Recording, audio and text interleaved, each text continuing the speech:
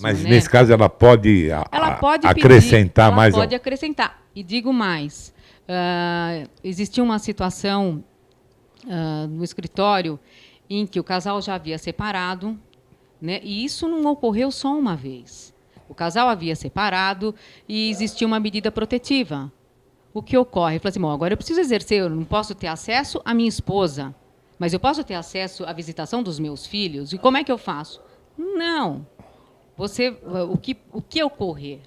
Se ocorrer a aplicação dessa medida protetiva, você não pode ir na casa da mãe dos seus filhos para exercer, nem com essa desculpa, a não ser que ela abra essa exceção. Então, pegue um familiar para que faça com que você exerça o direito de visitas, porque, senão, será tomada uma atitude preventiva que vai além disso.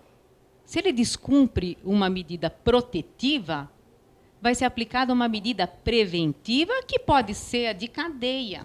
Pode? Pode ser a de cadeia.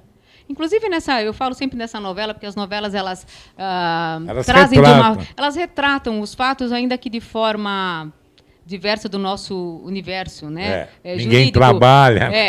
Mas existe uma outra particularidade. Eu participei de um congresso recentemente e o palestrante estava falando que existe um código de processo civil e penal especial do Projac. Porque não é a nossa realidade. Os fatos, eles são tidos como crime, são delitos criminais.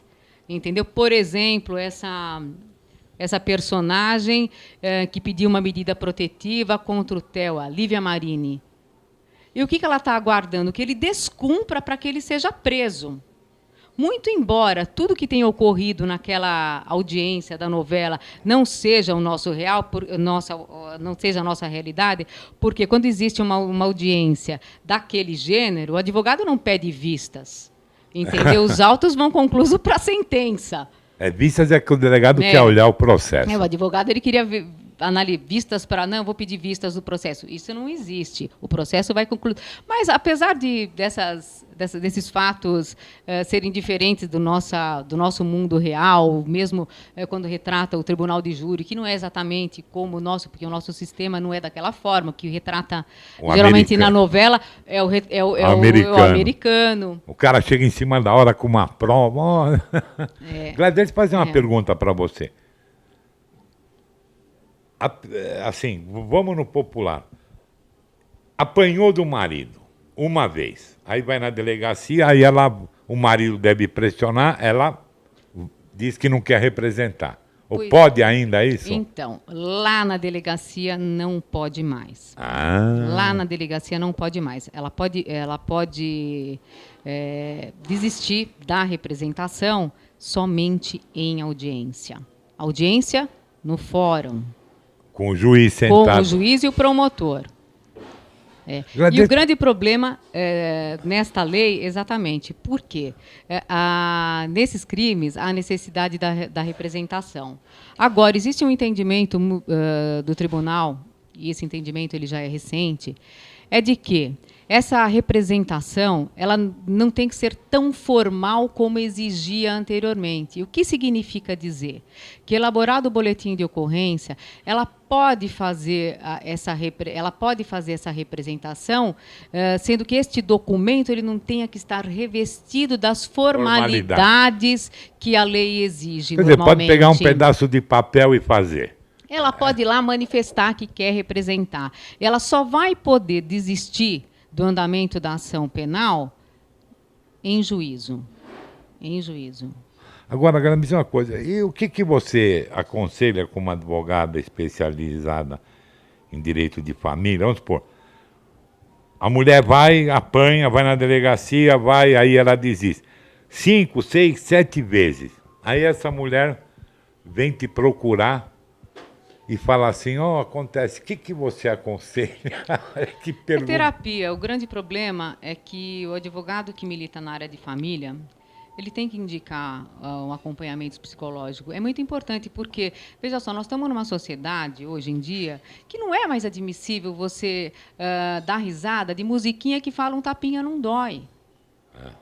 Entendeu? Isso não é mais admissível. As mulheres elas têm que ter a consciência de que o valentão que está batendo dentro de casa, ele não age da mesma forma no trabalho. E por que ele não age da mesma forma no trabalho e com os colegas?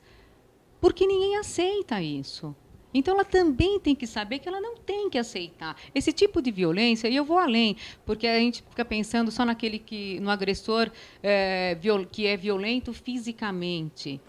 Tá certo? E você veja que a nossa lei, ela pune mais aquele que rouba do que aquele que agride fisicamente. Mas eu não vou entrar nesses detalhes, senão o nosso programa... Nós ficaríamos conversando sobre horas sobre esse assunto. Mas o que acontece? Ela perdoa essa agressão. E por quê? Porque é cultural. Porque é cultural. Não é só problema financeiro. Porque se fosse só problema financeiro, eu diria que só os miseráveis apanham. E não é verdade. Tem pessoas que têm trabalho com remuneração e boa remuneração, ou seja, não são dependentes dos seus companheiros ou maridos, e ainda assim não denunciam. Por uma das razões é medo, vergonha, não querer estar na condição de divorciada ou largada, até porque eu já ouvi muitas vezes no meu escritório e em conversas com colegas que militam nessa área, que a pessoa ela não quer ficar sozinha, número 1. Outra questão, tamanho trabalho de exercício no psique da vítima, é de que se você me largar, ninguém vai mais ficar comigo, com você. Entendeu? É o medo da solidão. É o medo da solidão e a autoestima, na medida que o marido ele vai agredindo, e não digo que só fisicamente...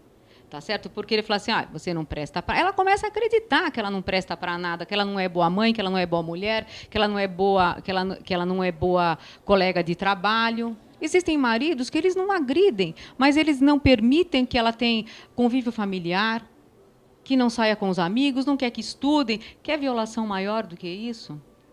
E que fica fechado em casa. Fica fechado em casa. Então, quando a gente pensa em violência, às vezes a gente está pensando só na violência física. Mas eu acho que a violência no psique é muito mais grave do que na violência física. No psique que ela quis dizer na cabeça. Na cabeça. Psique é bom. Existem casos também que inclusive, eu cheguei a relatar para você numa das nossas conversas, e que o marido ele não só agride a honra dela, ele quebra objetos pessoais dela.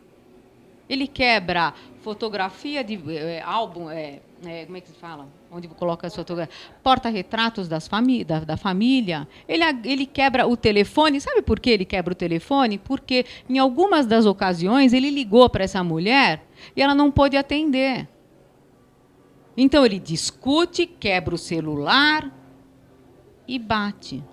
E essa mulher tem vergonha de fazer o boletim de ocorrência. Gladys, você não vai acreditar, mas nós estamos falando há 20 minutos. Nossa. Não, vamos combinar. Próxima entrevista sua, nós vamos voltar nesse assunto e vamos falar daquele que o juiz, que o cara tinha 2 famílias, eu gostei, mas isso ela vai falar depois. Só para arrematar o que você falou, acho que foi em Minas Gerais, o cara pegava um canivete, ia de bicicleta e ficava espetando a bunda das mulheres. 5. O cara foi posto na rua porque é lesão de natureza leve. Não, brincadeira. Mas ela não se enquadra à nossa lei. Não tem a proteção da lei Maria da Penha. Tá bom, mas não estou falando Maria, mas é um absurdo. O cara sair furando a bunda das mulheres não foi de natureza. O cara é maníaco. Não é? Mas só para concluir, o que eu acho bastante importante é que a denúncia seja feita.